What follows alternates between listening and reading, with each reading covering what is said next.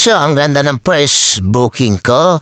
Ayan, si Sir, ang tangkad player ata ng basketball kaso nakatsinelas. Kaya sabi ko sa kanya, magsapatos muna siya at maglalaro kami. So, habang nagkukwentuhan kami ng kapwa ko rider, may parang nakatingin sa amin na babae. Mukhang pinakikinggan ko anong pinag-uusapan namin. Oh, di ba? Ayan, kitang-kita, oh. Kita-kita sa camera si ma'am, Kwentuhan ako sa kapwa ko rider, mukhang nakikinig siya. Habang naghihintay kami kay Sir, sabi ko, Sir, ang tagal mo naman. Ito nga pala yung pangatlong booking ko. Yan si ma'am hinihintay ko. May kinukuha sa sinampahan, di ko alam kung ano yun. At nakita ko nga naka-kulay blue din siya. Akala ko nga lady rider ng angkas.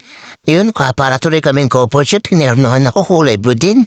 Kaya kitang-kita kami kaagad. Tara na nga ma'am, sakay na. Basta tipan mo ko kahit 10 piso ha. Let's go! At ito naman si ma'am, shy type naman, ayaw magpakita sa camera, kaya sabi ko, okay lang. Dito ka lang sa likod ko, ma'am, kapit lang sa bewang. Alright, tara ma'am, marisa tayo. Ha? Oh, may tip ba yan? Meron yan tip si ma'am. 10 pesos uli. At napunta naman ako sa Makati dahil may booking na naman ako. So, ito na nga dumating na ako sa pick-up location. Kaso pagdating ko, wala si madam.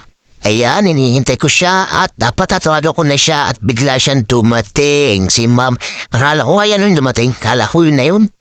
At ayan na nga si ma'am, sabi ko, ma'am, pwede ba ka tayo may sama sa vlog?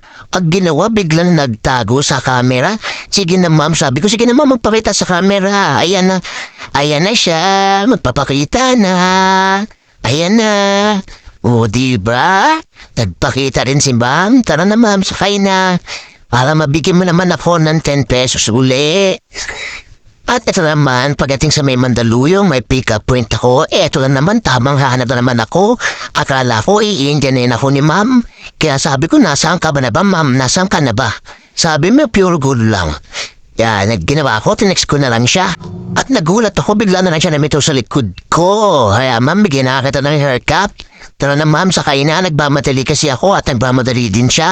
Ang atid ko nga pala sa kanya dyan ay Ortigas. Sobrang traffic. After graduate si ma'am, napunta naman ako SM Mega Mall. Ayan ang pick-up mo dapat dyan sa kabilang pintuan. Sabi ko, ma'am, ikaw ang mag-adjust. Ikaw ang pumunta rin sa EDSA dahil nga sobrang traffic dyan sa may likod. Dahil nga sa kadahilanan na lumindol at pinalabasan mga empleyado sa Ortigas. Buti lang si ma'am ay napakabait. At napadpad nga ako dito sa Quiapo at nakakuha ko ng booking. Yan, papunta ng Kapitolyo. Ay nako, para ako nagsakay ng isang diwata. Gusto ko nga humiling ng 3 Gusto ko nga humiling ng 3 beses. Ayan, sabi ko, ma'am, sama kita sa vlog. Okay lang daw at narinig naman ito kasama niya. Hindi ko alam kung manliligaw niya. Sabi niya, kuya, vlogger ka. Sabi ko naman, syempre. Sabi niya, kuya, may sticker ka. Syempre, hindi ko kayo bibigyan. Tara ma'am, sakay na tayo at baka gabihin tayo lalo. Sobrang traffic pa naman dun sa may Ortigas at dadaanan natin yan. Kalahin mo, tumulong pa mo. Ito ang naliligaw kay Sir, kay ma'am. Nagpaka-gentleman, alright. Maraming salamat. Bye-bye.